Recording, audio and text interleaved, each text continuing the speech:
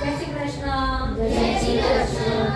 આજે આપણે પત્ર લેખન લખતા શીખવાનું છે કે પત્ર કેવી રીતે લખાય છે.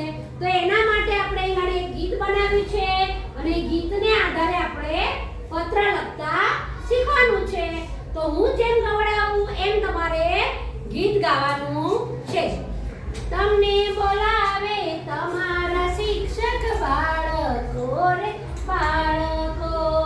તમને બોલાવે